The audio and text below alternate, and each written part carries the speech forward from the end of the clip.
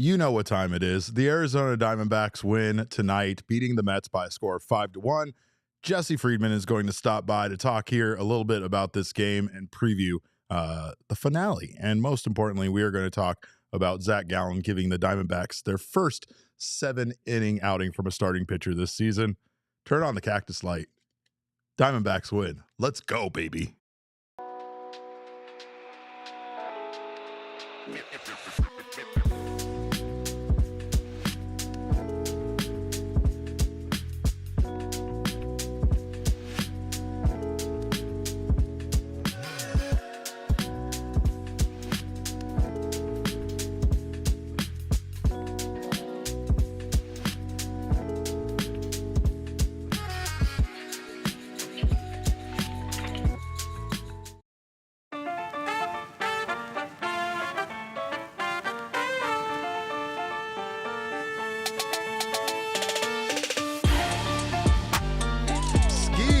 Welcome into another edition of the PHNX Dbacks podcast right here on PHNX. My name is Derek Montilla, occasionally known as your mayor of PHNX. This is Jesse Jr. That's LG3. I got Kevin Thomas, a.k.a. Large Intimate, on the ones and twos tonight. Kevin, how are you doing? Doing great. Cactus Light is lit. Cactus Light is lit. Diamondbacks offense is lit, and they win tonight by a score of 5-1 over the New York Mets. Zac Gallen still seems unstoppable against any team from New York.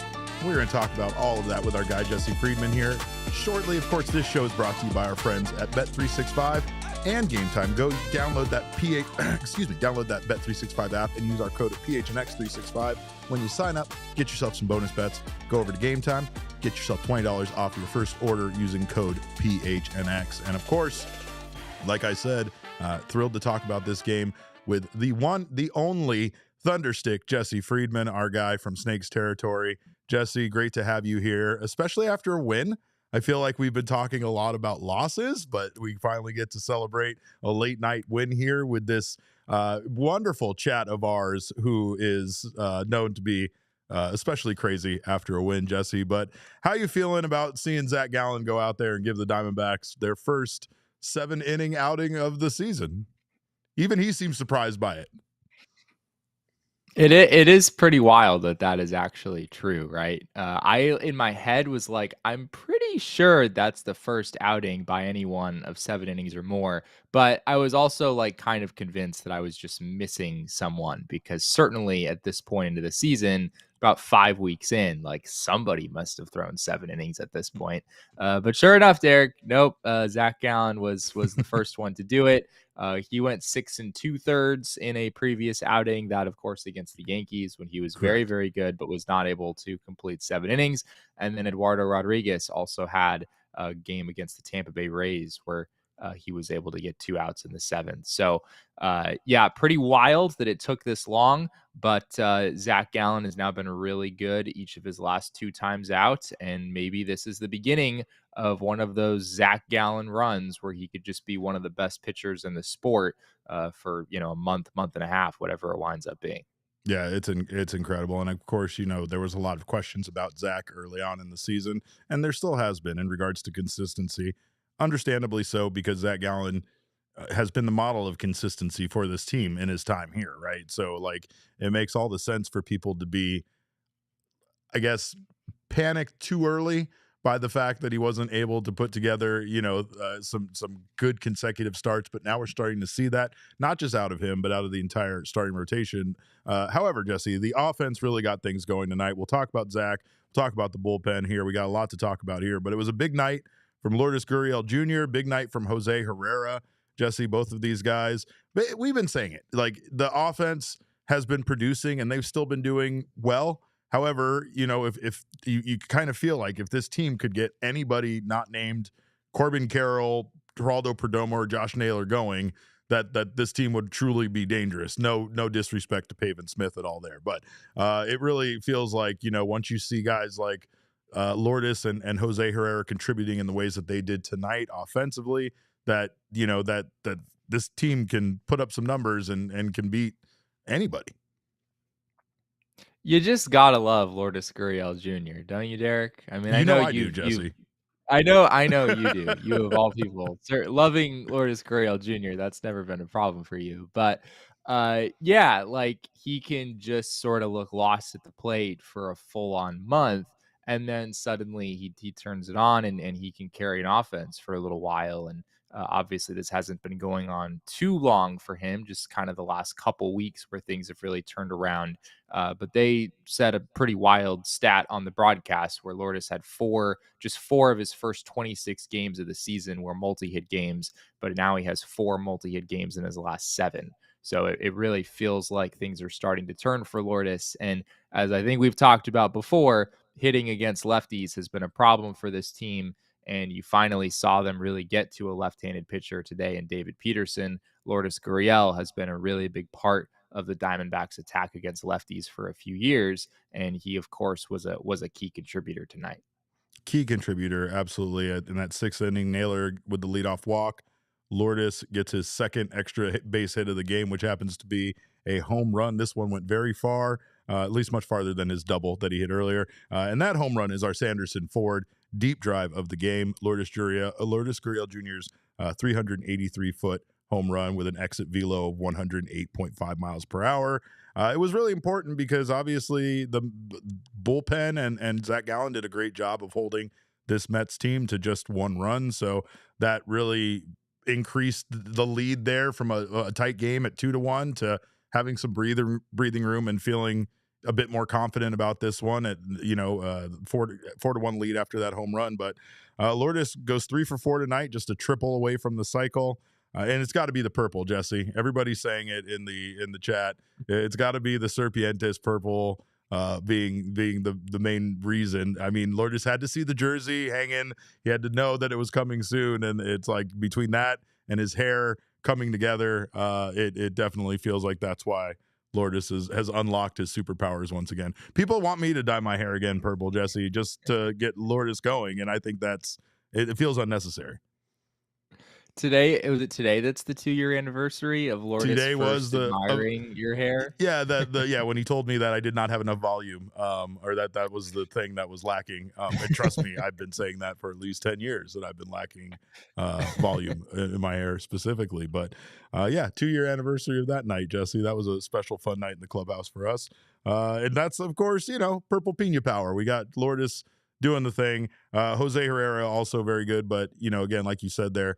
Lourdes can just look lost at the plate for a significant period of time and then suddenly dial it in. We also know that there's a guy over there named Gino who really still has been contributing as well, but still doesn't feel like he's fully back yet. And once he can get locked in, he can also be very dangerous. But again, Jose Herrera, also a nice addition tonight. A late scratch from Gabi. Of course, that was of Gabi Moreno. That was what was on people's mind. We have video here from Tori explaining the scratch of Gabi Moreno.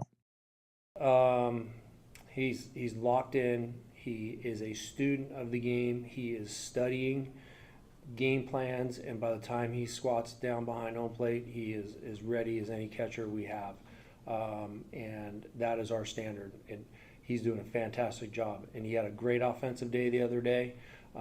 He had another good offensive day today. So he puts that aside for his starting pitcher, and he's been standing out to us. We just got done talking about how successful he's been, and most likely going to be catching tomorrow to give Gabi another day off. So heads up on that. It is. It's a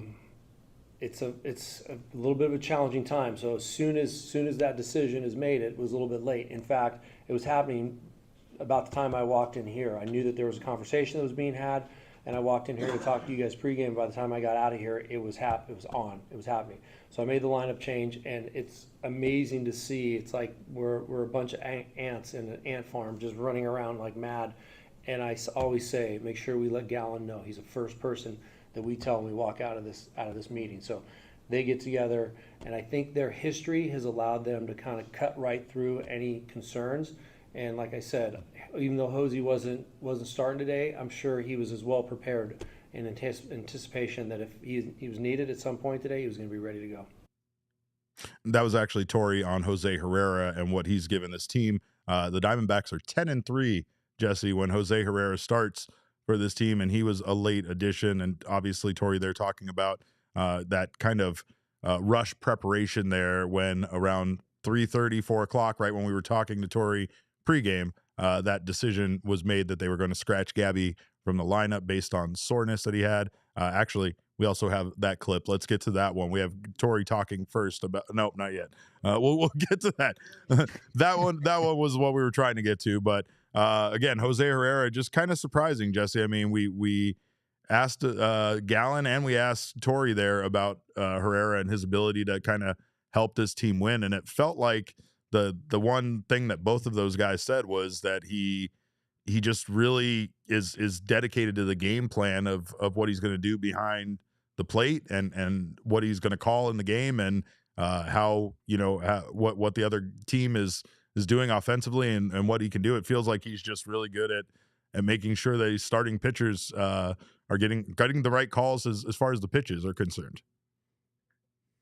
Yeah, and especially in a game like this where the call was made so late to have Gabi and Herrera swap. It's not like, it's not like scratching your left fielder. Catching is a pretty important part of the whole game planning process. So yeah, Jose Herrera, like I've seen quite a safe, bit of guys. negative. Sorry to interrupt you, Jesse. There was the chat wasn't going to move on until I assured them that little LG3 was safe. So he's here. He was just being blocked by Jesse Jr. Please continue. I apologize for interrupting. Oh, you're good. Priorities. These are Yeah, the I most mean, important they were not listening to me or you. They were just the whole time. They just couldn't. They were just so concerned that LG3 was missing or something terrible had happened to him. So I just needed them to be able to concentrate on baseball and not the stuffed animals behind me. Yeah, I think what my point with Herrera is just that relationship that he's built with these starters clearly means a lot to this team Yeah. and means a lot to those pitchers. And for people who have been wondering, why is Jose Herrera the backup catcher for this team year after year? Frankly, I can kind of see where people are coming from. He's never hit much, and defensively, the metrics don't tend to look all that great there. But it's a really big part of the game, like the rapport that you build with pitchers, how comfortable they are working with you. And from my time covering the team the past few years, it's been abundantly clear the whole way that these guys really like working with him. Yeah, and I mean, I think that it's also a testament to him for the fact that he was able to get himself prepared for this game so quickly when he wasn't going to be the one starting it. And again, Gallen, we're going to get to Gallen talking about it here, but Gallen commended him on just his ability to call the game. And again, they have a good relationship. He says he's kind of used to both of those guys, so it's not like it was that big of a change for him, but again, Jose Herrera just seems to come with a game plan, and tonight he did an excellent job, at the dish as well. Two for three with a double and an RBI, and it's just it again it's that additional contribution that this team seems to need from somebody else in the lineup to help those guys that are getting the job done. And in fact, you could even say that Jose Herrera and Lourdes Gurriel led the way for this team. We have Torey Lovullo here talking about the offensive performance tonight. Here's what he had to say. Offensively, it was a big night for Gurriel. The 2-run home run, I feel like, gave us a little bit of a cushion at 4-1, and then we scratched one more run across. But it was just good approaches, all field approach in different situations. I think we did a good job of getting on base, seeing the baseball. Hosey had a great night, so it was a good night all the way around. It's a quick turnaround. Got to be ready to go tomorrow. And that's the other thing here, Jesse, is that the performance tonight, Gallen's performance, everything allows this team to be set up well for that finale tomorrow. And again, they didn't really get contributions from guys like Ketel Marte tonight, so we'll see how those guys get going in the lineup. But Tori did confirm Jose Herrera would be starting tomorrow again for Gabi. Here briefly, we have Tori on Gabi's injury and the reason why he was scratched from the lineup. Gabi's okay. So we knew that he was a little bit sore from the tag play at home plate. There was a little bit of an extension. He landed, fell down, landed on his left side. So he was just a little sore. His entire left side of his body was a little sore. We were trying to work through that with him today. But I made the decision that it was the best thing to keep him off of his feet. just give him a day to recuperate. He'll be day to day. We'll see how he feels tomorrow. But he was available if we needed him tonight. I just felt like I need to play a little bit of catch up with his health.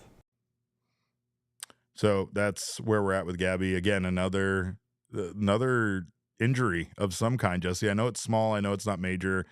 We got word before the game that Corbin Burns sounds like he will pitch on Saturday, and he got a cortisone shot that allows him to kind of have some of that inflammation go down. So none of these injuries are, devastating to this team just yet. Not in the way that some of the early ones are, or like the AJ Puck, injured stint. But it just seems like right now this team can't stay healthy. There's just somebody always kind of getting, in Torey's words, nicked up.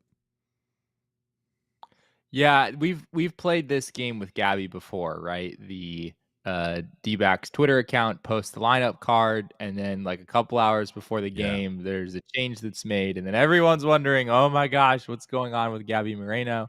If I'm not mistaken, Derek, maybe you remember the specifics. I want to say there was a time where Gabi was scratched because he was having like dental work performed. Yes. I think That happened. It was like ago. needed though. Like he had chipped a tooth or like broken a tooth or something. There was something that happened. I don't know if it was like, but it wasn't just like, hey, this is the day that his appointment fell on. I think it was some sort of kind of like emergency situation or something. But yeah, you're right. And we freak out every time. Jesse, I can't even tell you right now some of the conspiracy theories that were going on in the press box during this period of time, especially considering that the Diamondbacks just signed a veteran catcher to add to their catcher depth, and they needed that. But it came at the same, came around the same time that the Diamondbacks scratched Gabi, and a lot of people had a lot of concerns and a lot of theories on what was really going on.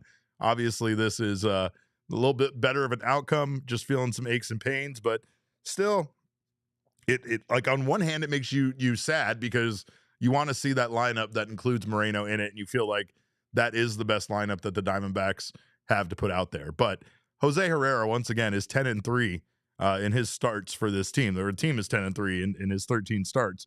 That doesn't scream to me like we need to panic that Jose Herrera is in there right now. And again, he might not be putting up great offensive numbers, but neither really is Gabi Moreno, quite frankly. He's also not been great at catching runners, stealing either. So I don't know. I mean, I don't feel like it's that big of a loss, at least right now, but we just know what Gabi is capable of, and that's the version that we miss right now.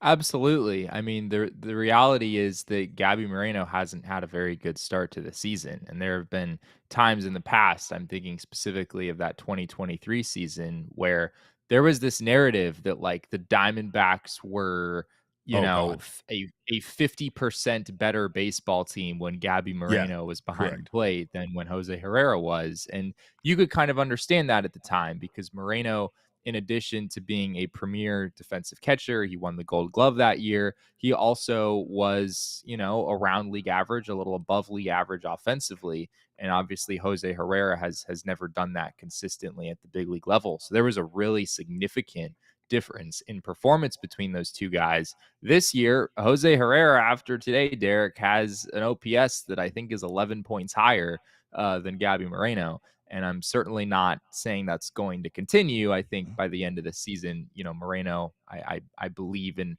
what I've seen over the years enough to think that he's going to figure some things out. But yeah, so far to this season, Herrera has hung in there, and specifically the past few days, he's had a few nice games offensively. He really has. Excuse me. But the bigger thing there feels to me to be the game planning and what he's able to do for the pitchers, right? And again, you have Zac Gallen go in his longest outing of the season, and any starting pitcher's longest outing of the season, right when the Diamondbacks needed it the most. And it feels like Jose Herrera has an impact on that. It feels like he has a good, game plan working together with Zac. Zac was trying to be efficient tonight. He wasn't trying to pitch around guys, and he did that. He achieved the goal that he needed to for this team, and he gave the bullpen a great night off. I'm not even going to be able to get my throat and my voice back on track here, Jesse, but the Diamondbacks do improve to 19-17 with the win. They're still just hovering there, keeping above water, but I mean, it hasn't been easy. It's been a little difficult for this team, obviously, but somebody had a difficult night tonight, and that was Josh Naylor. He kind of got beat up a bit tonight, Jesse. He got hit on the hand there in the second inning, seemed to be in a lot of pain, but the guy is a bona fide stud, and he stayed in the game and still did well, but it felt like he was just – it was like attack Josh Naylor night. Then again, he got hit. He almost got hit in the fifth inning in the same exact spot, in the same exact hand.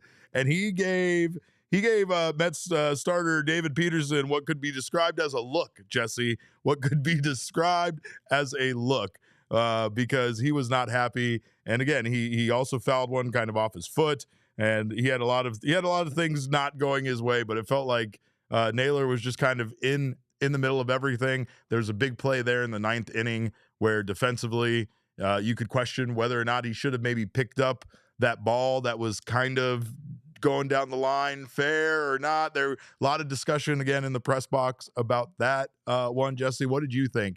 Did you think he should have picked it up and just taken the out, which would have allowed the Mets to score a run at home, or did you think he made the right call by letting the ball go foul? Yeah, I was having those same questions running through my mind as I was sitting here just watching the game by myself. And yeah, I wasn't totally sure. I thought it was an interesting decision that he made.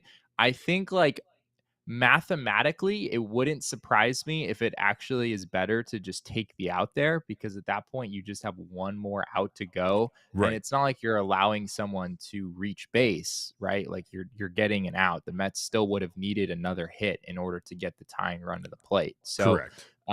yeah, in that situation, you're really just trying to prevent like the big disaster inning, and taking the out probably makes more sense like statistically. But maybe Josh Naylor is just out there trying to protect his boy Shelby Miller's ERA. He doesn't want Shelby getting tagged with that run if he doesn't have Nah, to. nah, And definitely not. obviously it worked out. So It I did. guess he It made the did. right choice. Well, Tori didn't get a chance to see it, but here's what he had to say about Naylor letting that ball go foul. It was hard for me to tell. I haven't looked at it. Was it fair at some point? Yeah. Most of the way. It was most of the way. It was fair most of the way. Yeah, I want to get outs. That's what we got to do. We got to get outs, and I think that would have been the second out of the inning. So, yeah, I want to recover that ball and pick it up and get the out for sure. Well, that's what Tori had to say, but Jesse says they get out of it without damaging Shelby Miller's ERA. So I like that much better. Of course, we're going to talk about Shelby Miller, the bullpen, and most importantly, Zac Gallen kind of giving them a night off. On the other side of this break, you're watching the PHNX Diamondbacks show. Don't you go anywhere. Of course, unless that place that you are going is to Gila River Resorts and Casinos. We were just there this weekend. We had a wonderful time. And one of the things that I got to go check out is the thrilling moments that you can have at the BetMGM Sportsbook at Gila River Resorts and Casinos. They have massive screens, they have comfortable chairs, delicious food and drinks, and all of the action. And of course, right now is a great time to be watching NBA action, NBA playoff action, NHL playoff action, and of course, all of the MLB games. So make sure, check that out over at Gila River Resorts and Casinos, where they have an immense amount of fun to be had. Of course, you can lounge at either their AAA 4-diamond resorts and let relaxation take charge with unbeatable desert and mountain views. They have their slot machines, they have their gaming tables, they have their beautiful pools. It's a great time to get out to Gila River Resorts and Casinos. You do you at Gila River Resorts and Casinos. Visit playathila.com for more details.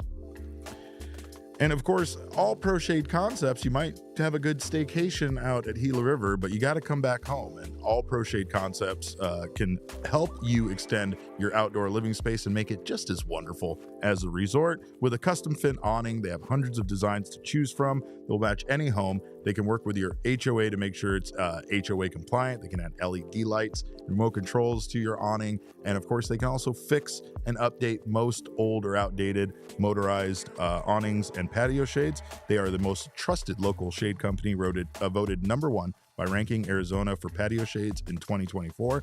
And they've been in business right here in the Valley for 20 years. So give them a call at 623-204-1476. or visit allproshadeconcepts.com right now to schedule your free estimate.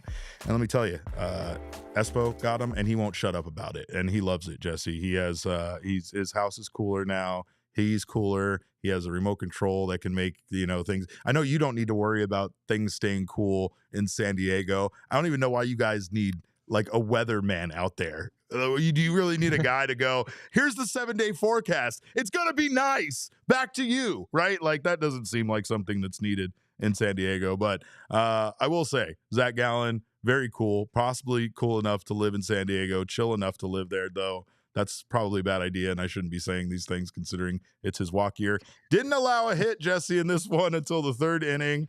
Got into a little bit of trouble there with loading the bases on a single and a pair of walks. And then really just the only walk or run he allowed is walking in Pete Alonso there, but then he strikes out Starling Marte to end the inning. And from that point on, he was just Zac Gallen. He was incredible.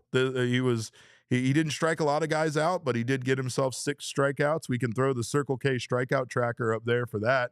Let's light that bad boy up. And of course, he did it with using that knuckle curve a little bit. He'd use the fastball. Fastball command still seems to be the key for Zac Gallen and his success. Yeah, well, first of all, I don't think Zac Gallen wants any part of living in San Diego, Derek. He clearly wants to live in New York, right? Yes, he does. He loves facing New York teams. What happens when he's on a New York team if that's the case, Jesse? Because that's an anomaly. I mean, is he going to pitch well, or is every game going to be outstanding? Is he going to become the best pitcher in baseball? Feels like it with the way that he pitches, at least against them. My friend Tim is here. He's a Mets fan, and he said that he doesn't understand why Zac Gallen turns into Greg Maddux every time they play the Mets, but that's definitely seems to be the case. Gallen again, just a great night, and especially after like a couple of moments there of getting himself into a little trouble there in the third inning.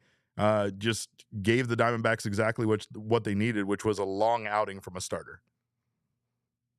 It was that third inning was weird. I mean, it felt like Gallen was just kind of cruising along. You've got a runner at first. He had an opportunity to believe it was a double play that was turned to end the inning, but then not, because upon review, they decided that the runner at first was actually safe. And then the inning continued, and Zac Gallen had to throw 20 more pitches as a result of that. I mean, I kind of wonder, like, if instant replay did not exist and if the double play actually had stood, are we talking about Zac Gallen throwing 8 innings or Zac Gallen throwing 9 innings? I mean, that was 20 extra pitches that he had to throw just because of that. Granted, he would have had to face, the middle of the lineup the next inning, so who knows what happens there. But those few batters where he just kind of lost the zone. I thought Juan Soto laid off some tough pitches, but other than that, he just wasn't really in the zone enough to either Lindor or Alonso. And then he just kind of suddenly locked it back in and was just sort of smooth sailing the rest of the way. He was asked about that after the game, and it's funny because like he doesn't know. He's like, yeah, maybe that 30, 40 seconds was enough to kind of get me, just not, out of sync, but like, yeah, it wasn't a lot of time. It was just, reviewing that play and taking that time just to seem to be enough to kind of let him lose his rhythm. And he found it again. And that's one thing that Zac has always been tremendously good about is getting, finding his rhythm again, even, when he has that inning. Honestly, a lot of the Diamondbacks pitchers kind of have that, right? Where they can have a bad inning. Usually Merrill's is the first. Usually Brandon Pfaadt's is disastrous in the middle, or has been, and then he'll pitch brilliantly all around it. But it's their ability at times to get, to not let it just completely fall apart and bring it back for a decent outing that really makes, especially Zac Gallen, impressive. His consistency that he's been lacking this year, that's been the thing that's made him such a good pitcher in his time with the Diamondbacks organization. And tonight, again, he didn't get a lot of swing and miss on his stuff tonight. It wasn't like he was dazzling, and it wasn't the performance in New York where he struck out 13, but he got 4 whiffs on the curveball. He got 3 on the four seam. And most importantly, he held, once again, this Mets offense that when they're playing teams that aren't the Diamondbacks, seem to be incredible, seem to be able to generate plenty of offense. He held this team to 2 hits tonight, and the one run that scored was Pete Alonso getting walked in on the loaded bases. Or not walked in, but walking Pete Alonso and walking in a run is what I meant. It was really impressive across the board for Gallen, and what stood out to me the most, despite what happened in that third inning, is just how much he lit up the zone in the start as a whole. I mean, Yeah. his in zone rate, the percentage of pitches that were in the strike zone tonight, was up over 56%, pretty comfortably the highest in zone rate that he's had in any I think we have start his this pitch chart. season. Do we have his pitch chart? Yeah, we can throw that up as a visual for the people watching, Jesse. Yeah, yeah, and you can see like fastball command has been the thing we keep talking about, and there are some big misses here or there, like some of those pitches to Pete Alonso. I remember in particular, like he missed pretty big with some of those four seamers, but by and large, there were a lot more four seamers near the edges than we've seen in recent outings from him. And you mentioned there were only 3 whiffs on the four seamer, so he wasn't getting a ton of swing and miss on that pitch, but he did generate 12 of his 16 balls in play on that four seam fastball. And as you said, there were only 2 hits in this game. Only one out of those 12 batted balls on the fastball turned into a hit. So he did a really nice job just avoiding barrels. It wasn't like, Mets hitters were just hitting the ball hard right at guys. Like he genuinely was inducing a lot of soft contact, and it led to one of the best performances he's had this year. Well, let's hear from Zac himself on what went right tonight in this game. Here's what he had to say.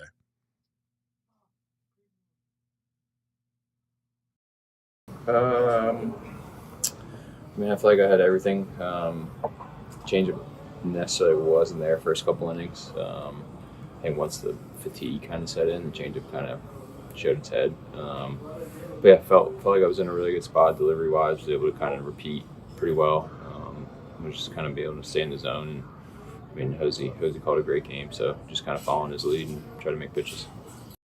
Yeah, for sure. Obviously, with Burns kind of skipping the start and having to use Nelly and call some guys up and kind of use the bullpen a good bit the last few games. Just try to come in, give him as much length as possible. Hopefully, be able to reset. Just kind of let Torrey do his thing with resetting the bullpen. But that's my job's kind of to go out there and give him as many innings as possible anyway. So for me, I'm not really trying to change course. Depending on what happens in the game prior. It's impressive to me that Zac is able to understand the assignment and know exactly what the Diamondbacks need. And obviously this went his way tonight, but and it might not have, might not have, but the fact that he was able to know he needed to give this team length and went out there and achieved that, like I said earlier, it's impressive. And it's makes you feel good about Gallen, because when he's able to kind of will himself to do exactly what the team needs him to do, that just goes to show how great of a starting pitcher he actually is. And he still has an ERA of 4.37 even Right. after these last couple of really good outings, right? And I think that's just to show that like there's still a ways to go here for Gallen to really be the pitcher that the Diamondbacks need him to be this season. We still haven't seen him go on that kind of run that we are pretty used to seeing Gallen go on, at least once or twice every single year. So if he's able to do that, then maybe the narrative of his 2025 season changes dramatically, and by the end of the year, we're looking back and being like, oh yeah, Gallen, some of the trouble he had in the back half of 2024, like he looked like that again at the beginning of 25, and then he figured it out and Yeah. wound up having one of his best seasons. Like we're still so early in the year that I think that outcome is totally possible. And yeah, as long as he is showing the ability to command his fastball, which I thought looked pretty good today and certainly looked better in his last start against the Mets as well. Once he gets that, like there's no reason Zac Gallen can't be one of the best pitchers in the sport. And the other thing I'll add is that his fastball velo was up today. He averaged 94 miles an hour. Yes. That was also pretty comfortably his highest fastball velo in any start this year. So when he has all the pieces working, like despite the inconsistencies of the last year and a half, this guy can still be really, really, really good. Well, and you feel like he's starting to get together more consistently lately. He's been able to go longer lately, especially longer than some of his teammates. He's now tossed 100+ pitches in 3 of his last 4 outings. And Jesse, this one was a wild fact that we learned in the press box. This was just the third game of the year in all of Major League Baseball where both starting pitchers went over 100 pitches. And that just goes to show that, like, especially early in the season, Torey Lovullo is not the only manager that's taking it easy on his starters and his relievers, right? Like, this is something that every good manager in baseball does, is they understand that you can't really go turn it up to 10 in April, considering that your guys still have not really fully stretched themselves out. We talk about stretching them out with starters, but the same could be said for position players, relievers, and everybody else. Like, they're not ready to be overutilized yet.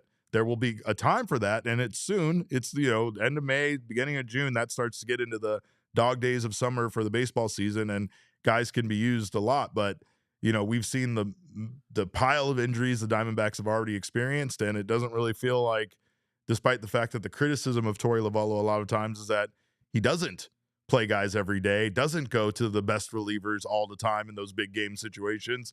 It just goes to show that he's not really supposed to yet, right? Like, you got to kind of hold yourself back a little bit. He talked to us about that, but you got to like pull back a little bit here early on because of the nature of baseball.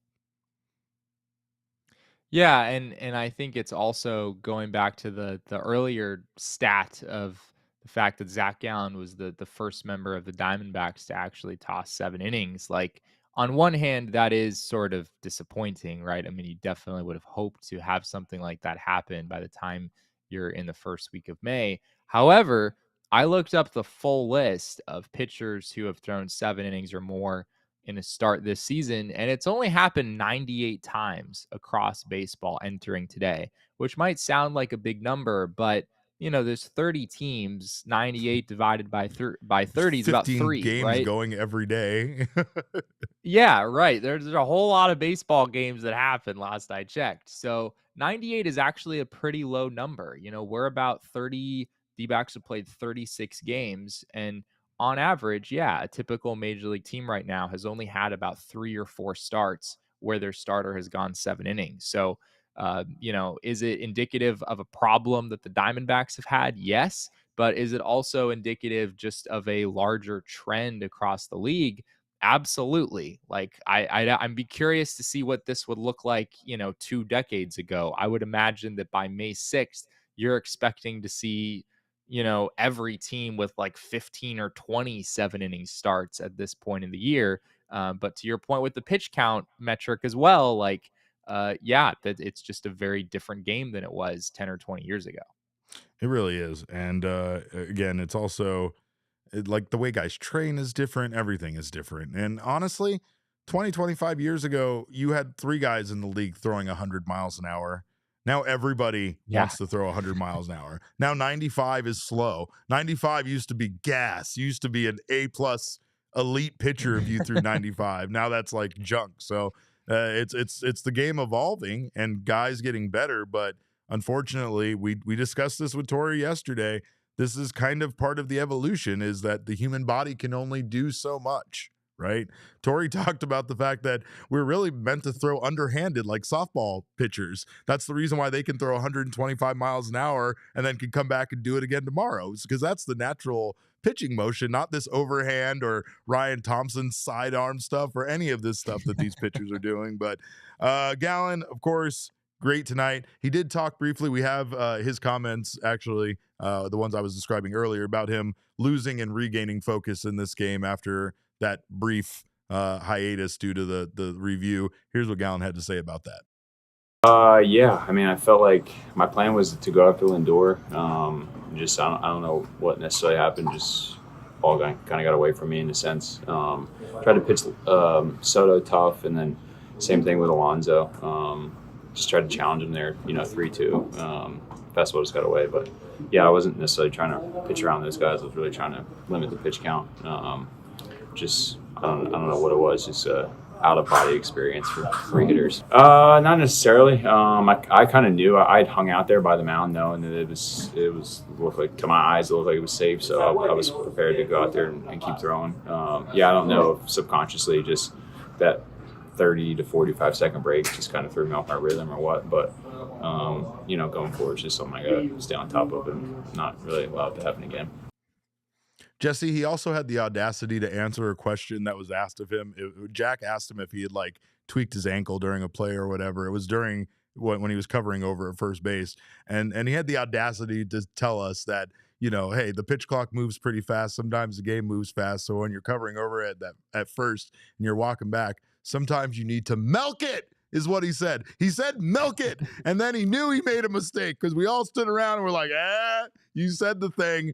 You said the line from the thing in your thing. But we have a couple of things here more from Gallen in regards to Jose Herrera specifically. Again, 10-3 with Jose Herrera behind the plate for this team, Jesse. You can't necessarily feel like that's a bad thing. And again, if Gabi's going to miss time, it's not terrible that this team seems to be successful with Jose Herrera behind the plate. This is what Gallen had to say about the 10-3 record that Herrera has and why this team just seems to find success with him there in that spot.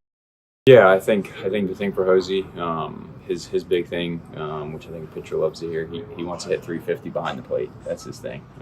So for him, he's all in, with the game calling, with the sequencing, things like that. So I know he takes a lot of pride in it. And that's something he's out there. Me and him are a team in a sense. Whoever he's out there with, he's trying to be, one and the same. So for him to kind of just put the effort in, what he's doing, it's showing up. Again, I think that Herrera gets a lot of flack, and especially his offensive numbers have never been great. They're probably never going to be great. It's just sometimes, especially with a catcher, more about what they can do to help the pitching staff succeed rather than what they are doing offensively at the plate. It's one of those things that you just can't measure, right? Which, Yeah. as you know, Derek, it drives me nuts. Like I need, we need some sort of You little need stats. percentile bar. Yeah, we need stats. But there's just no way to quantify the relationship that guys are able to build. And as Gallen described there, just being all in with the sequencing and the pitch calling. And especially for someone like Zac Gallen, who himself is very much all in on all of those things and really trying to dive in and be as granular as you possibly can be, for someone like him, having a guy like Herrera who is similarly dedicated to that is really important. So, I think backup catchers are, you really can only read so much into the hitting numbers, even the defense numbers to an extent, because Jose Herrera is not called upon to play 125 games, but that he still has an important role on this team, and it doesn't show up in the numbers necessarily. Yeah, well, I will say that Gallen's numbers showed up tonight, and for that exact reason, I'm gonna drop it on Kevin once again while he's in the middle of doing something. But Zac Gallen is our king snake for tonight, Jesse. Of course he is. It was, honestly, it could have been Lourdes Gurriel. He deserves it for a 3-for-4 night with a home run. But Gallen, again, 7 innings pitched, 2 hits, 1 earned run, 6K, 3 walks. Just a great night for Gallen. And Torey Lovullo talked here a little bit about Gallen doing what was asked of him tonight. And here's what Torey had to say. Okay, on a night, we talked about a pregame, right? On a night where you're asking your starter to go out there and do the type of stuff that Zac's capable of doing, and we watch it from the first pitch until his 101st pitch, where he was in total control. I think there was one inning, a little extended inning, but he got right back into it and gave us 7 remarkable innings. And you're looking for 21 outs from your starters all the time. They've been pitching into the 6th inning, but I think this is the first outing where we've pitched this deep into a ball game with our starters, and it's set up really nice for the 2 back end guys. So it's back-to-back starts against the same team, which could be a challenge. You're always curious about workloads. Zach's been throwing over 100 pitches a couple times now, but he was unfazed by it, and he just went out there and did a great job of just zoning in, making pitches, and getting big outs. Meanwhile, Jesse, the bullpen gets the job done. Shelby Miller goes out there in the 9th. You had Kevin Ginkel in the 8th. Both guys gave up a hit, gave up a minimal amount of base runners, nothing crazy. Of course, with Shelby Miller out there, it still made you a little nervous. It was the 9th inning. Both guys get some pretty good defense behind them and some double plays that ended up ending the night there for the Mets. Of course, you got a double play here by the Diamondbacks in the 7th inning that helps Gallen cross the finish line and get through that 7th inning. Then you have that double play by Cattell in the 8th inning to help Kevin Ginkel get out of that. And then, of course, Miller wraps the game up. So this felt like a good win and it sets Diamondbacks up for a very good day tomorrow, especially with the bullpen. There was talk about Ginkel maybe coming out for the 9th, but Torey said if he did do that up down, he wouldn't be available, which Torey very much wants all hands on deck for the finale here against the Mets. And there's no rest for the weary anytime soon. The Diamondbacks continue to just play series after series. There, of course, is not an off day after this series going into the Dodgers series this weekend. And then next week, the Diamondbacks are playing the Giants on the road, and they don't have an off day until after that. So, this is a tough situation for Torey to manage. Dbacks have played a lot of very close and chaotic baseball games, which has made it hard for Torey to really ever feel comfortable resting all of the back end relievers. And even in this game, you could argue, Derek, like I think Torey would have been justified in not going to Shelby Miller in the 9th inning, given that the Diamondbacks had a 4-run lead. Like maybe you're realizing that you don't have an off day for another week still, and you're just trying to preserve all the arms you can. But at the same time, that ending started with the middle of the Mets lineup, and we know how good this lineup can be. And, I don't think there's any, we'll see. In a few days, maybe they're second guessing this decision, but it certainly worked out well in this one. But that's it, Jesse. You hit the nail on the head. That's where when the Diamondbacks find themselves in a position where they could win a game, but they have, no offense to those guys, but some of their weaker relievers as the only relievers available to Torey, that's where I agree with people that Torey mismanaged a game, but not that game, the earlier one, the one where he unnecessarily put some of, put all of his studs in. And I'm not talking about a close game and an important game. I'm talking about, like you said, like tonight, where maybe you don't go to Ginkel again, but maybe you go to Jalen Beeks there in the bottom or in the top of the 9th. Maybe you go to somebody else. I don't know. Jalen Beeks again, your only good lefty. I don't know if you want to necessarily use him, but just somebody else. There's just not a lot of options. Yeah, it's like if it wasn't going to be Shelby, then who is it going to be against like the middle of the And then you start running Mets through lineup? stuff. And you don't feel good, like you said. You don't feel great about going up against the heart of the Mets lineup, considering that at any point this team can break out and score a bunch of runs. And we've already seen the Diamondbacks put Jose Castillo out there in a close game and have him blow one. We've just seen this before, right? So it's like, that you're right though. Like that's where it is like who would you have put in, and how does this impact later when we could potentially need Shelby Miller? So it's really about the roster construction right now and the injuries, and that's not really anything to blame Torey about. But what we will do is take a look at the numbers, which Jesse will love to do on the other side of this break. And let's do that. Don't you go anywhere. You're watching the PHNX Diamondbacks show. Of course, whatever the moment, it is never ordinary at Bet365. Bet365 makes betting on live games more fun, makes getting in and watching live games more fun. They offer the widest range of games and markets available for live in-game betting across 78 sports. And today I took a few bets. I took Zac Gallen at over 5.5K, and he got 6 strikeouts. So that one hit, cash money. I also took Pete Alonso at over half a hit for 1 hit. So that one didn't cash, and I don't care that it didn't. See, that's how you can hedge hedge your bets emotionally here on the Bet365 app. Of course, new customers right now can receive $150 in bonus bets using our code of PHNX365 when you sign up. You can also get down on the MLB early payout offer. Nothing you have to do. You just bet on a team to win their game, and if they go up by 5 runs, you are a winner regardless of the actual outcome of the game. And of course, that can be very helpful sometimes with the condition of the Diamondbacks bullpen. So make sure to check that out. Of course, you can right now, as a new customer, get $150 in bonus bets. When you bet $5 win or lose, all you got to do is sign up, use our code of PHNX365 when you do. Deposit $10 and place a bet of $5 or more to receive $150 in bonus bets. Bonus bets can be used on the spread, totals, players, props, futures, and more. Whatever the moment, of course, it's never ordinary at Bet365. Must be 21 or over and physically located in Arizona. If you or someone you know has a gambling problem wants help, call 1-800-NEXT-STEP, text NEXT STEP to 53342, or visit problemgambling.az.gov. And of course, Game Time is the official ticketing partner of the PHNX Diamondback Show. It's the official ticketing partner of my friend Tim, who got himself a lovely ticket tonight in the front row down the first base line through Game Time. And of course, you can do the same. You can save yourself some money when you wait until last minute, like he did about an hour before the game. You could save up to 60% off by buying tickets last minute for sporting events, concerts, and so much more.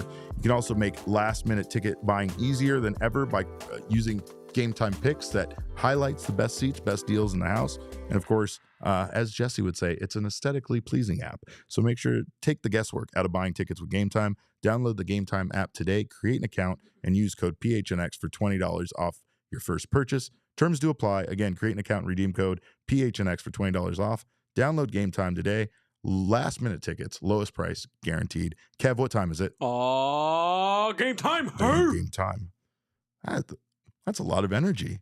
I like that. That was Jesse. Kev has way more energy than I do here at like what time is it? 11:10 at night. I thank him for that. I thank you guys in the chat for being here and having the energy and being ready to go. Let's take a look here at By the Numbers presented by our friends at Desert Financial Credit Union. Of course, they always keep our numbers straight. Diamondbacks win this one by a score of 5-1. They out-hit the Mets 8-4. The Diamondbacks were a pathetic 1 for 10 with runners in scoring position. Once again, plenty of opportunities for the Snakes that they did not cash in on. Mets were just 0 for 3. Diamondbacks had 4 extra base hits to the Mets 0. And then again, the expected batting average there, 271 for the Diamondbacks, 194 for the Mets. Just a thorough victory here. And you got to give credit where credit is due, and that is to the Diamondbacks pitching staff tonight. They did an incredible job of holding this Mets team to just the 1 run. They did, and they need to keep doing it, Derek. This pitching staff, this pitching staff has not delivered this year. Frankly, I think even after this game, the Dbacks are sitting at a team ERA of 4.40, which ranks 25th in baseball. Last year they ranked 27th in team. I was ERA, like, that's right where they were last year. It was like it's crazy, and it feels like the pitching is better, but the results aren't better. Absolutely. Yeah. I mean, you look at some of the underlying stats, like last year, the Diamondbacks opponent batting average was 262. This year, it's 240. Last year, the team whip was 135 at the end of the year. This year, so far, it's 129. So I think you're totally right that the eye test, some of the underlying stats, I do think that this year's staff has performed better so far. But the other part of the equation here is the Diamondbacks have allowed 18 unearned runs this year, which is tied for the 3rd most in baseball. Gross. And so you combine all those unearned runs with a pitching staff that is, very much underperforming what some of the underlying metrics say, and you wind up with a team that has allowed a whole lot of runs. Yeah. And that obviously makes it challenging to be any more than like a couple games over 500, which is where the Diamondbacks stand right now, despite having one of the best offenses in the league. Well, and you absolutely said it. It's been the terrible defense. There's been so many things that they've been terrible at times in every facet of the game. This season, there's been times where their offense completely abandoned them. There's been times where the bullpen, went from being an asset, being one of their strong points, to absolutely failing them. And starting pitching, quite frankly, has been a disappointment all year, despite the fact that there was this stretch of like, what was it, 4 or 5 quality starts in a row by the starting rotation, and you could see the vision, you could see the potential of this team, but you just can't quite figure out how to get there. And then we have this, Jesse, the what we affectionately call the NL West. And again, like you said, the starting pitching has to pitch, because look at this. This is insane. You got 3 teams in this division with 23 wins already. The Giants went into the game tonight with the Cubs into extra innings. Jesse, extra innings in tonight's game against the Cubs, between the Giants and the Cubs. And somehow the final score of that game is 14-5. In 11 innings, the final score is 14-5. The Giants are just unstoppable, it seems like, at times, and they're not even the best team in this division. You got the Padres, who are just running purely on spite and hatred. I've never seen anything like yesterday's win by the Padres, where Fernando Tatis Jr. strikes out, has some words for the umpire, gets tossed from the game, manager gets tossed from the game, and again, that just made the Padres angry and gave them somebody to, we gotta put this in the umpire's face. We have to do this. We're not just trying to beat the opposing team. Now we have to like punk the umpire. And they did that by winning the game. And I said this before the season even started, because at one point we were discussing, what the Padres were going through with their ownership situation and how chaotic that is and how much of a fight that is becoming. And I said it then. I was like, all this is going to do is galvanize that group of guys, because that's like, those guys seem to run on hatred. That's their main fuel. That's like hatred and proving people wrong seems to be something that most of the players on that Padres team, thrive on. And again, this is just a situation where the Diamondbacks still look like a good team, and yet you're already trying to maybe the third wild card. Maybe that's how they get in. I don't really know. Maybe they'll be one of 4 teams from the National League West that get into the playoffs. I don't know if that's going to happen or not, but it doesn't feel like this is a fluke for any of these teams in this division. It feels like they're all very good. And again, the Giants are probably the most surprising one, but when you look at that roster, they've put together a good team. The Padres have gotten much better contributions from some of those guys who are just kind of there filling big roles, because the depth of that team is not nearly what it was a year ago. Like guys like Tyler Wade have stepped in and actually performed really well. Elias Diaz, I think, has an OPS over 700. Like that's a really big part of why the Padres are where they are. That Giants score, though, is wild. I'm over here trying to figure out how the Giants persuaded Rob Manfred to give them like 7 ghost runners in the 11th inning. Because how else could that score possibly have happened? I'm not sure. It's crazy. Well, Jesse, I did want to real briefly say that if the Diamondbacks do need some help offensively, maybe they can look to Jake McCarthy in Reno. I don't know if you've heard of the guy. But he's currently hitting like 434 in Reno. And again, I talk about the Padres doing things out of spite. Torey told us that whenever he has to send Jake down, that Jake doesn't exactly take it well, but he does what Torey wants to see out of him, which is basically like, tell Torey, I'm going to prove you wrong. I'm going to go down to Reno. I'm going to hit 400 and I'm going to be right back. And Torey will say something very fatherly, like, I want to see you right back, or I would love to have that happen. And then it happens. It's like clockwork. Jake McCarthy goes down to Reno. He hits 400, and then he becomes unstoppable offensively and then comes back up, right? Like, so it's just kind of wild that somebody that, again, is hitting. It's just such a great example for me of why all Diamondbacks fans need to temper their expectations about any offensive numbers that they see from guys in Reno. Not to say that Jake hasn't gotten back into a groove or gotten his bat back, Jesse, but it's also the fact that this man was hitting, I think 0.68 slugging percentage this year. And, again, now in Reno is hitting has like a 700 slugging percentage. And he still doesn't even have a home run. He's just getting a ton of bases. Yeah, you're right. It is troubling when a guy has a 268 OPS in the majors and then yeah, literally is hitting 400 right now in AAA. And his numbers, while very very good, I mean credit to Jake for going down there and clearly not, sitting around and sulking. Like he is playing really really well, Correct. but just objectively it's hard to know how to interpret those numbers, whether it actually means anything.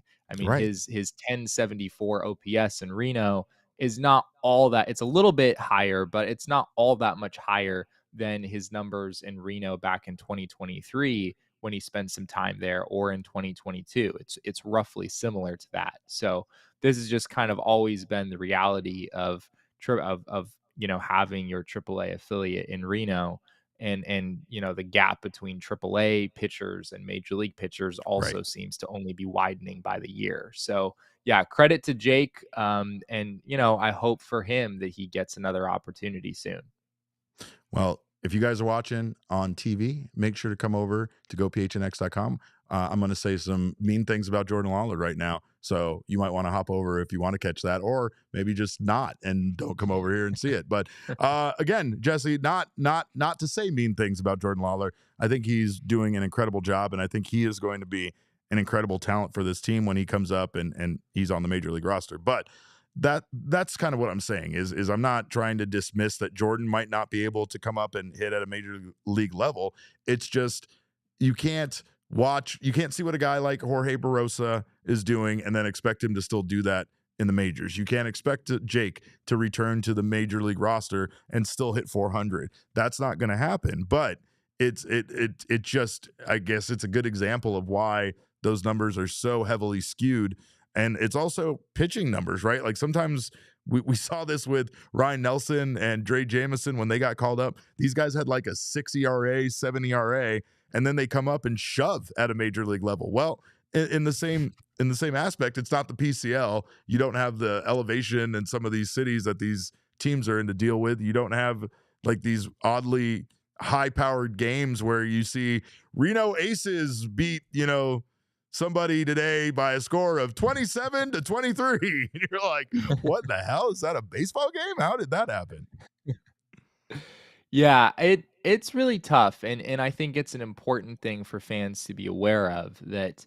Even Jordan Lawlar, as you mentioned, I mean, his numbers in Reno are outstanding too. He's hitting 354 with a 1074 OPS, pretty much identical to Jake McCarthy's OPS. And does it mean nothing? No, it means something. Like the Diamondbacks wanted to see Lawlar get some more reps in AAA and really prove himself on that level. And I think he's doing that. But, I think sometimes we play this game where you take the OPS in AAA and you subtract, 100 points or 200 points or whatever it is. And you're like, well, that's what they do in the majors. Like a 1050 OPS in AAA is an 850 OPS in the majors or whatever. That just isn't the reality. Like No, sometimes a it's 1050 not. OPS in Reno is like a 400 OPS in the majors, especially now. It seems like you kind of expect even top prospects who have put up big numbers across all of the minor league levels. You still kind of expect these guys to come up to the big leagues and struggle for a while until they figure it out. Like Corbin Carroll just kind of coming up and sort of dominating right away was not normal, and even he obviously hit a pretty significant roadblock Right. toward the beginning of last season. So for people who are continue to be really dissatisfied with Jordan Lawlar continuing to be in AAA, I hear where you're coming from, and maybe Lawlar does come up and prove that he belongs very quickly later this season, but it is not that simple. It's really not. It's really not. And Ryoma says it's hysterical that we're calling up starting pitcher after starting pitcher from Reno to be long relievers and then sending them right down.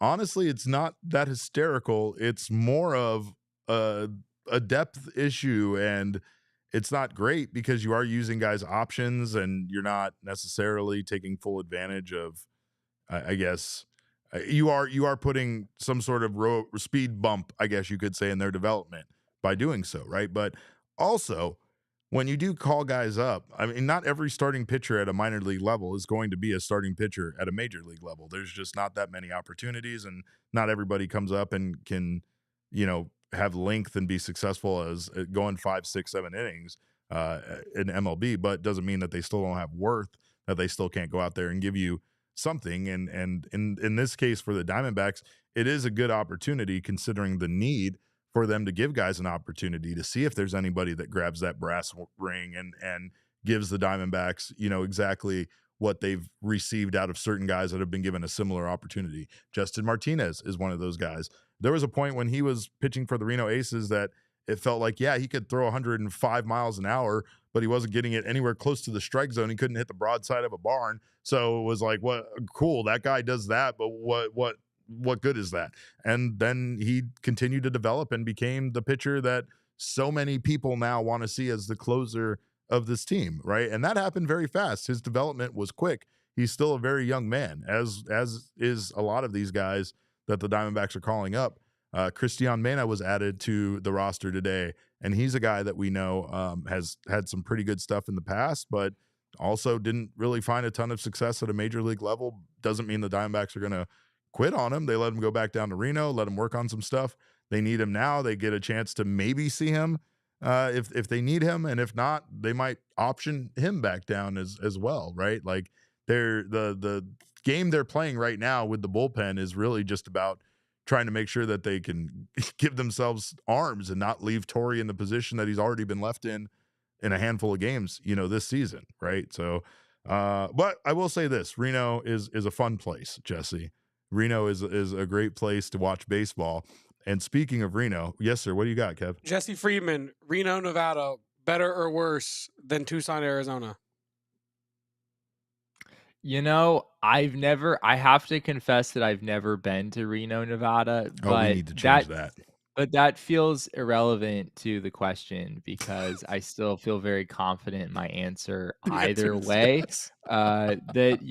Reno is worlds better than Tucson, Arizona. I would like to reiterate my initial question after we brought Jesse back of why did we bring Jesse back? Yeah, no, see, here's the thing. There's two things Jesse will never do. He will never say anything nice about Tucson, and he'll never apologize to Pavin Smith. He'll never do either of those things, no matter how good either of those things become or are. It's just not in his makeup. It's not in his DNA. But I know, Jesse, I know you're a huge TV guy. No, for those of you that might not know Jesse never watches anything that isn't baseball for the most part. And it's fine. We allow that. But I am, as you know, a huge, huge fan of John Oliver and his show on HBO Last Week Tonight. And on Sunday's episode, I was so pleased to see them do a segment, Jesse, on minor league baseball promotions.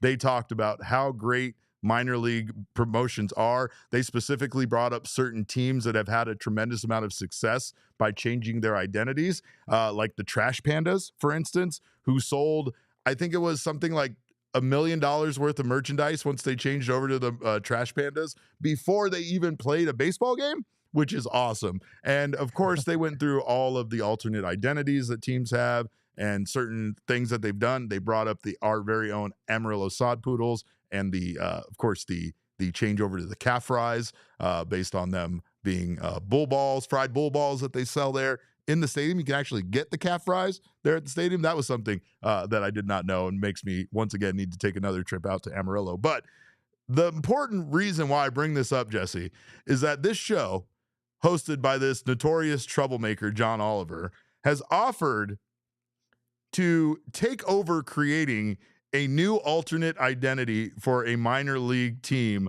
that would like to take them up on this offer. This is going to include a new logo that the Last Week Tonight people will make. This is going to include a new identity, jersey, and a themed night that all goes along with it. The only catch is that the organization cannot ask any questions at all about their new identity. They can't be involved in the process. It's all in secrecy.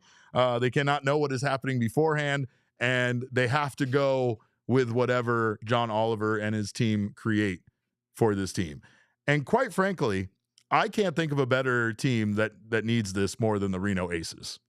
The Reno Aces identity as the Reno Aces is one of the most boring in minor league baseball. And this is no discredit to them. I know they watch this show. I am not trying to drag your team through the mud. I'm trying to help you out, in fact, because I know you guys want it as much as I do. I saw your tweet about it. Everybody saw the Reno Aces tweet about it. They are totally in on this last week tonight deal, Jesse. They want to be the team that John Oliver changes over into whatever crazy thing. And I know you haven't watched the show, but they've gone and done some wacky things in their time as a show, including, I believe, changing a water filtration facility or something to the John Oliver Memorial Water Filtration Facility or something. There's all sorts of fun things they've done. But as I'm one, Jesse, I'm one of the 327 people that last week tonight follows on Twitter. I need to be involved in this. I need to do everything I can to help the Reno Aces. Look, the Sod Poodles, that already is an incredible name. The folks over at Hodgetown, they got stuff figured out. They got the calf rise. They have the Sod Poodles. Arguably, the Hillsboro Hops is one of the greatest names in minor league baseball. One of the best logos. Barley's one of the best mascots. That is a team that is perfection and does not need to be tampered with in any way, shape, or form. But we've seen the Reno Aces have alternate identities. What were they? The Silver Lake something Sox or something? It's always been boring. It's always been terrible. And I need them to have something more interesting. And I don't know what they're going to do, but what I need is for it to happen to a team in the Diamondbacks organization, Jesse, simply so that I can take a trip to Reno and hang out with John Oliver whenever this all happens. But yes, for those of you that want to actively get involved, you can actually email John Oliver at johnoliver@buntstuff.com. So go ahead and do that at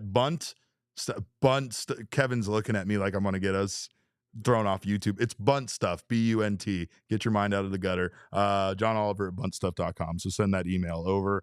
Maybe we can make this. We need this to happen for me, Jesse. I know you haven't had to deal with my shenanigans or my hijinks in a while, but I kind of need this more than you guys needed the purple hair to happen. Yeah, I mean, I'm wondering if one of the new quickly emerging characters on this show might be able to assist in this. Maybe and Kevin the keeps cactus popping light. the beard bed up there. I don't like that. I don't like there's a lot of things I don't like going on this show. But you're right.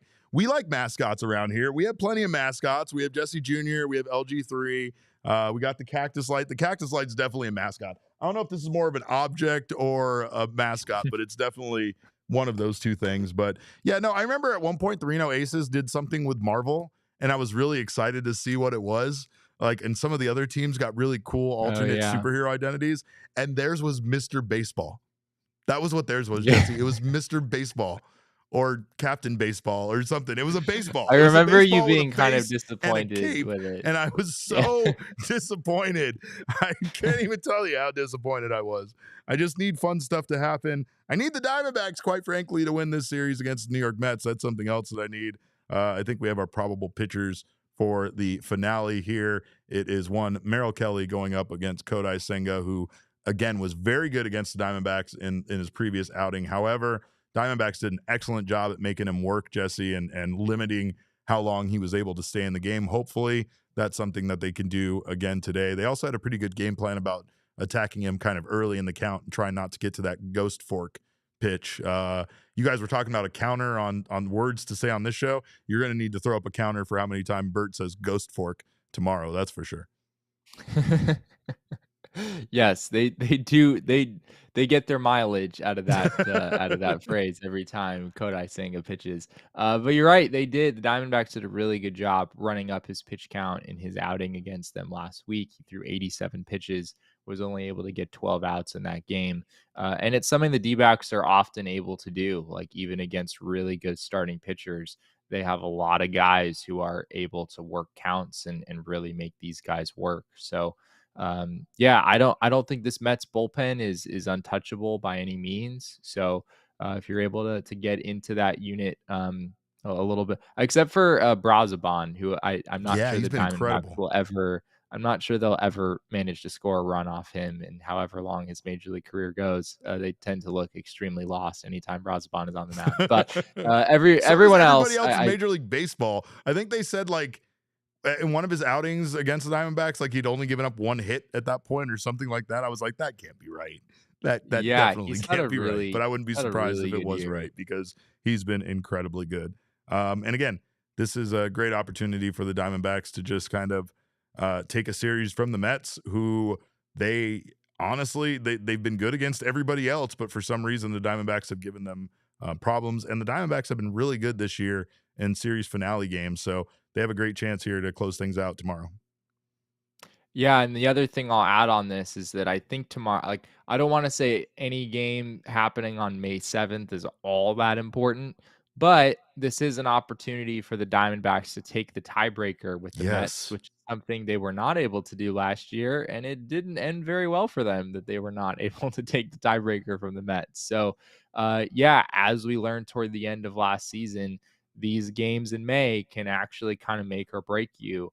Especially if they're, against teams that you really might be fighting with toward the very end of the season, which I think is very possible with this Mets team. So if you're able to win tomorrow, then that would swing the season series in the Diamondbacks' favor. And who knows how significant that might be someday. Jesse, today's win was the first win for the Diamondbacks against a left-handed starter since they beat Eli Morgan for the Cubs on March 30th. They went the entire month of April without a win against left-handed starting pitching. That's wild. That backs up your point, though. You were making that point, especially without some of these pieces they're missing, without Ketel Marte. But hey, Diamondbacks, again, they managed to pull off their 11th comeback victory of the season, and they take this one. And like you said, tomorrow's important. They could go 4-2 against the Mets in the season series with a win tomorrow. And I mean, the Mets do look like they're on pace to, be in the hunt for their own division, but you never know what's going to happen come September. So you just would love to have that secured, at least against one of the teams is going to be there. You feel like watching this Mets team that they're going to be there at the end. But again, we appreciate you guys sticking around until the end. We appreciate you guys, of course, for your wonderful chat. We got some super chats before we get out here, Kevin. Derek Foster, a fellow Derek who spells it correctly, he says video game controller poses triumphantly in between the words critical hit. I think that's what he's looking for, like some sort of fighting game pose. Candace says, because there isn't a super chat. Don't know what that was about, but there was a super chat. So you're wrong. You're wrong, Candace, but I appreciate you being here, even in your wrongness. We will see you guys tomorrow. Of course, we got another post-game show tomorrow. Jesse, thank you so much for your time. Make sure to go follow Jesse on Twitter at Jesse N. Friedman. You can also check out Snake's Territory. Great show he does with Jack. Speaking of Jack, Ryoma brought it up in the chat, but Jack has an amazing article on, I think, the Diamondbacks medical staff and some other things in regards to who actually makes the decision here in regards to these players missing time and going on the IL. I think it's incredibly good article, so make sure to check out what he has over at si.com. Jack always does a great job. Johnny Walker, thank you for your super chat. He said, go Dbacks. My friend, Johnny Walker, Jesse, remember, my guy from elementary school. Here again. Good to have you here, buddy. Well, Jesse, I appreciate you for being here. It's good to have you, as always. Always great to hear from you. Of course, you can follow Jesse again at Jesse N. Friedman. I'm at Cap_Caveman with a K. Kev is at Kevo Posts. Our show is at PHNX_Dbacks. But as always, all roads lead to at PHNX_sports on Twitter, Instagram, and Facebook. We love you guys. We appreciate you for stopping by. We'll see you tomorrow on another post-game show. Until then, enjoy your evening. Have a wonderful night. Behave yourselves. And remember, kids, baseball is fun, but it is so much more fun, apparently, when Jose Herrera starts baseball games for the Diamondbacks. We all silly like the mayor.